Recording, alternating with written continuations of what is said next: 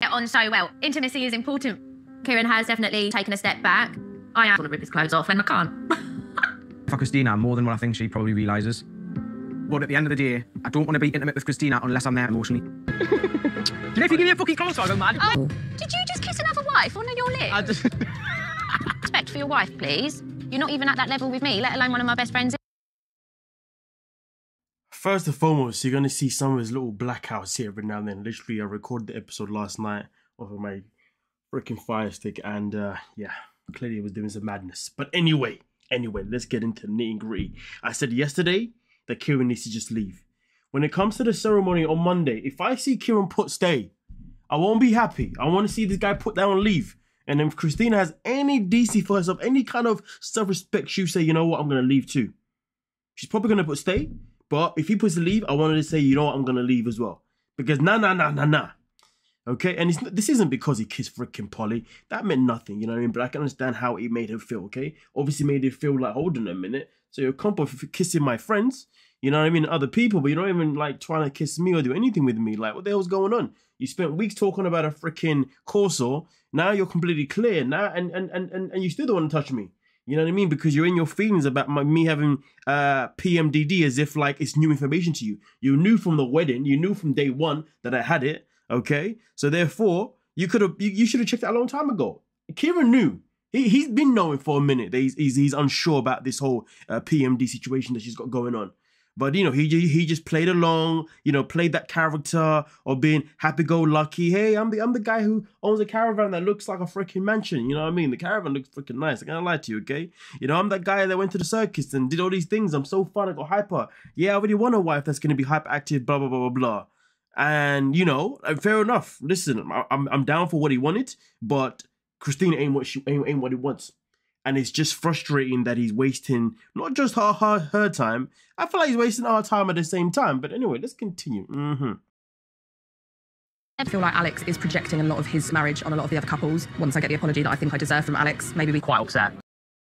All right, before we get into the conversation with Alex and Adam, okay, I just have to talk about this bit here because how dare Polly sit there and say to us, okay, that she feels that Alex is projecting his relation onto other people as if she hasn't done it the whole freaking season. This woman and her like accountability just gets my nerves. But nonetheless, though, let's get into the lads. I deserve from Alex, maybe we quite upset. Because you said that I'm faking my feelings and things been such a big thing for her where it's made her feel like shit. Yeah. And the fact that you threw it in her face upset her. Feelings are fake. Yeah. But she's had to beg you to do all these things. Yeah. Bare minimum. You know what, on top of that, she'd been coming at me all day, with Sasha as well. This shit's better than yours. I'm like, bro. That was uncalled for. To deal with, yeah. My head could already be scrambled from that. So I'm just... He listened to Polly speak about things that Alex has said, and now he's hearing Alex say things that I think actually he also maybe agrees with slightly. And then... I think the fact that you and Ross are such good mates is like shit that it had to go like that. It's annoying, bro. Listen, he knows what Alex is saying is nothing but factual. You know what I'm saying? Now, listen, obviously him and Polly do end up making amends, you know. And listen, good for them too.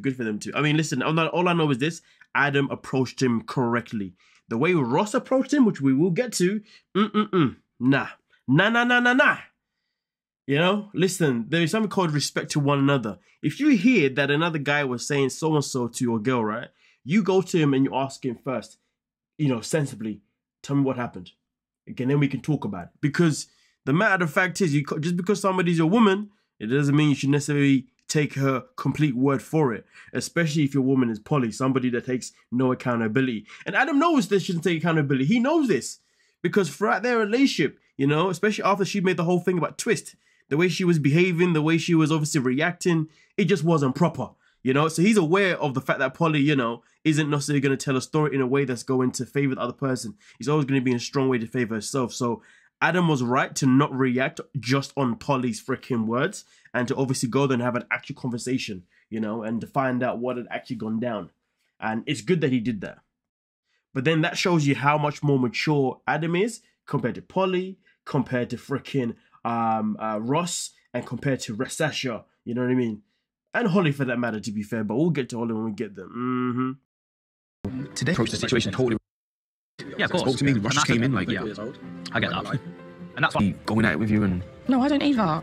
Felt like I needed answers about certain things about my best friend in here that no one was getting. Okay, let me say this though. Why don't you ask her if she still cares? Because she's the one that's not here. I will. I'm trying to defend a marriage that I don't even know what the fuck's going on in it. I need to work on, so I apologise for how I spoke to you. You know what the maddest thing about it? He was trying to defend a marriage, or at least explain things in the marriage that he has no idea what's going on for. Well, he has no idea what's going on. But let's not forget though, Polly was in communication with Holly the whole time. You know what I'm saying? She's coming to Alex trying to ask him questions about their relationship, knowing full well Holly isn't even responding to him, but she's responding to her. Do you see what I'm saying? This woman is nothing but trouble. And to be honest with you, I give respect and credit to Alex for obviously apologizing for going, for basically, you know, playing her game of being petty. But anybody notice how Polly didn't apologize back? She just said, oh, thank you, as if she did nothing wrong the whole time. Yeah, okay. All right. Yeah. Missy very differently.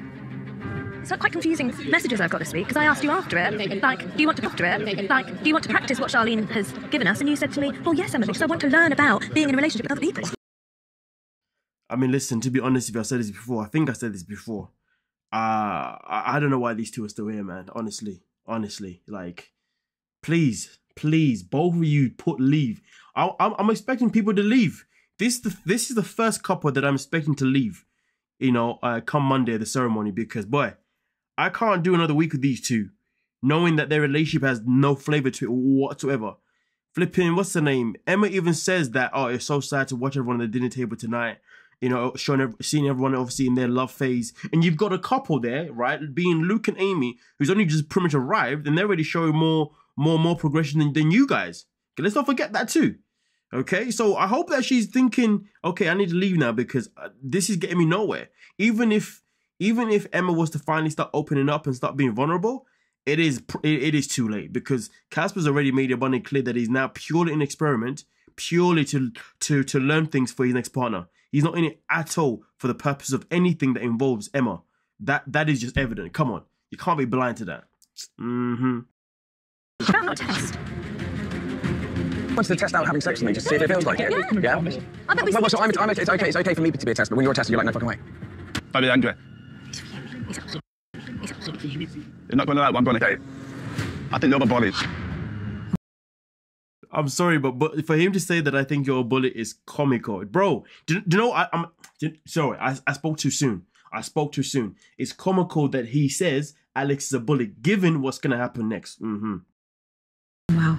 Why the fuck would you say that to touch me when it's fair, love? Would you? Listen, whether you're there I'm or sure not... you Yeah, I would. Yes, I would. You would say that? Yes, I would. I don't think you would. Anything else you want to say? I want you to go to Stasha and apologise for what you said. I ain't apologising. Fuck out then. Heard Sasha's side of things. I do acknowledge that there were some things at the spa that I shouldn't have said. However, like, in every situation, you feel like you need to put your 2 pence in. You don't speak to the men the same way you speak to the women in this. Because I was the one who brought that, actually, don't. Yeah, I said she was fake jewelry. Why would you tell me what you did? She's like, oh, you're nothing, you're a weasel, you're this, you're that. No, because you think you're a big, scary guy. Really, and I'm saying, compare yourself in something that you don't need to get involved in, Luke. You don't need to be involved in this.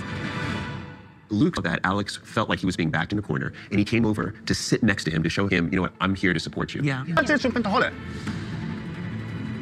Can you imagine that, though? Holly wouldn't go at, listen, bro, Holly wouldn't go at you the same way Sasha came at me. Oh, listen to that line. Yo, I mean, he's not like... Actually, no, she wouldn't, to be fair. It's surprising she wouldn't. But let's continue. You need to know when to be quiet. Why love him? I said happy. I'm good. You're a fucking baby. That fucking pro just dummy at the front. As soon as someone said something to you. What Sasha's now doing is not acceptable. Although Alex knows that the more he smiles, the more he's agitating them. It wasn't on an incline, and you handled it so well, apart from that last minute, like, don't egg it on. I will call that man a pussy over and over and over and over again with no shame, because what he does, and everybody's with me, is standing up for me to us. We just need to look to Sasha's family environment of the man playing the role of the protector. Okay, let's go back a step now. Okay. Ross came up to Alex and said what? He said that you're a bully. It's funny because Polly used the same term earlier in the season, and it turned out the only bully was Polly. Nonetheless, though, Ross obviously now uses it towards Alex. He says you're a bully. Okay, cool. But what happened after that, Ross? Because all we saw after that was legit your woman be a freaking bully. You saw the way the mouth was moving, the things that were coming out of her mouth.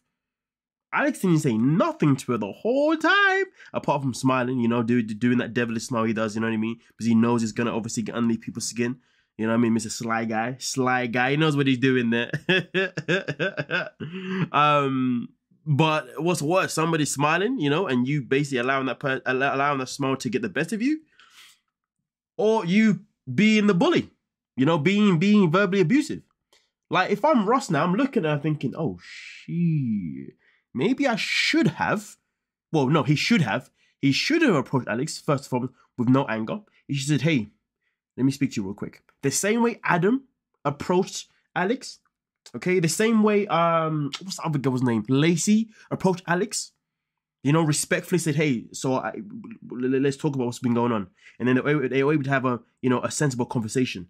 Alex even said that if Ross had approached him properly, he would have been in a position where he would have apologized.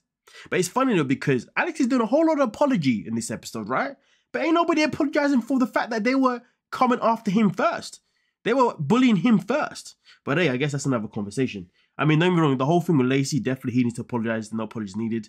The whole thing, of course, with Adam and Polly. I mean, should he apologize to Adam? Not necessarily, but he apologized to Polly. But did she apologize back to him? No, she didn't. Obviously, Ross comes in thinking he's the freaking Hulk. Walking in like the freaking Abomination. If you know Marvel, you know what I'm talking about when I say Abomination.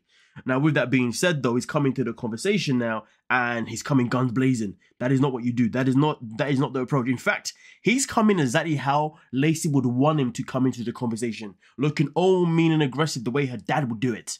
Do you see what I'm saying? That's what he's done, and that's probably because she has probably pushed him and pumped some adrenaline into him, saying, "Yeah, go into there, and I want to see you.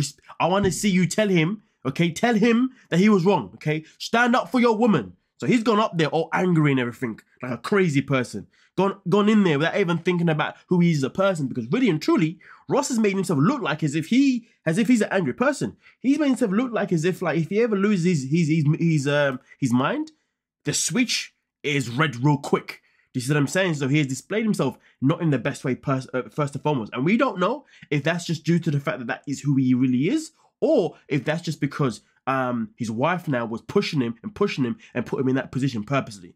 We won't know now. But either way, though, if you come to another man the way he did, and Ross should know this as a man, you know the conversation is not going to go in a respectful way. So to be honest with you, I actually like the way Alex stood on business. You know, he literally was like, listen, no. I ain't saying sorry to her because you don't know my side of the story. You come up to me with her side of the story and you haven't even come to me to even have an actual conversation. Why am I going to apologize for? Are you mad? You know, and then admit to every single thing he ever said. Listen, Ross, you played it wrong. And to be fair, anytime there's been a conflict, Ross has played it wrong this whole season. That tells me a lot about Ross, to be honest with you.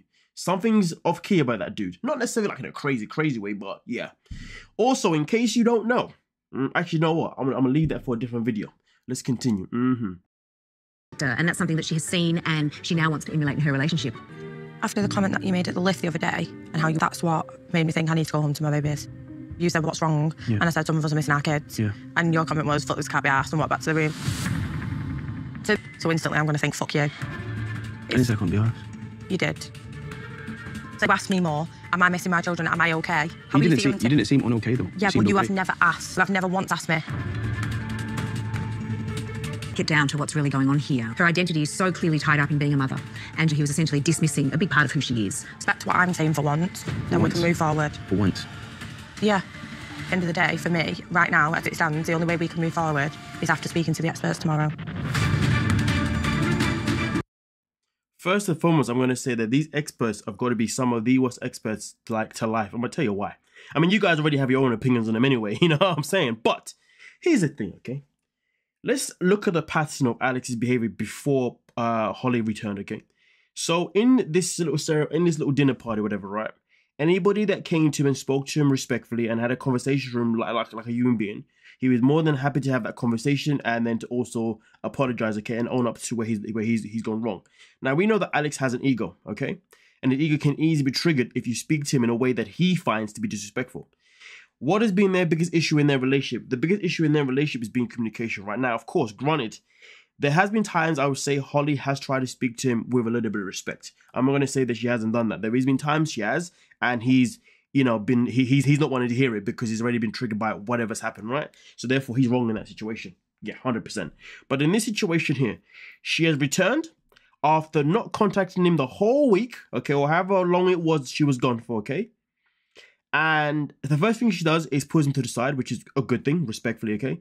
But then the way she starts to communicate, she didn't communicate with him in a way that was even like, hey, okay, so I've gone away, I've thought about things, and, you know, I just want to say that these are the things I was thinking about, and these are the things that upset me, okay?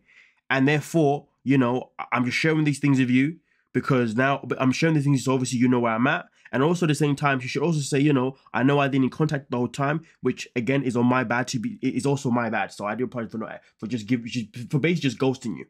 That's the first thing that she should be. That's how she should be communicating to begin with anyway, because one, she's already set in the mood that she is apologetic for the fact, that she's holding herself accountable for not contacting him, but she also needed to think about things. Now, secondly, she brings up the thing about obviously what's in her home, which is completely fine, but the way she brought it up, in my opinion, wasn't correct.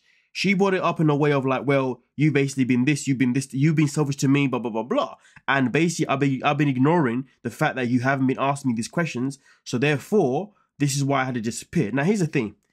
It is not Alex's fault if you chose this whole time to ignore some of these things that you have now got concerns about the fact that he was never asking about your kids. If this is something that was obviously on your mind, why couldn't you have addressed this earlier? Why couldn't you address it at another time? Now, obviously, she says Alex said this. Alex says no, he didn't, or at least he thinks he says it differently.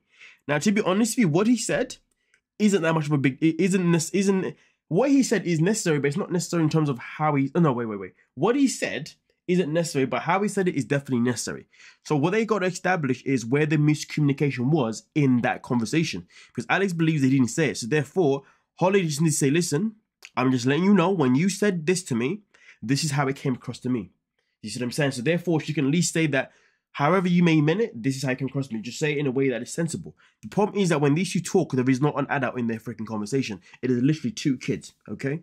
Now, obviously, you know, it just feels as if Holly's come back into the experiment literally to just cause fire, you know, just to be a nuisance. I'm just saying, like, if there's anything that these two could have learned from their relationship this whole time is that the way they begin conversations or the way their conversations go is always becomes competitive because both of them do not communicate correctly. But I will say this though, initially when Holly came in and said what she said, Alex said, no, I didn't. And he said it in a very calm tone manner. But she wasn't looking to hear or read the energy that he was trying to give out. So basically, he was trying to say, hey, let's have this conversation, but let's be respectful about it. Let's just be calm about it. She wasn't looking to hear that. She's too busy focused about what she wants to let out of her mouth, which, listen, is fine, but she's only focused about saying what was out of her mouth the way she's focused about it because she's allowed it to build up. People need to stop allowing things to build up over time because this is what happens. When you let things build up over time, this is what happens, okay? Your communication becomes even worse between you and your partner. There's probably more that I have to say, but I'm going to stop there because I'm getting thirsty now. But anyway, until Monday, stay tuned for any other updates that I do have for you guys regarding Married at First Sight UK. With that being said, I'm done. I'm out. Peace.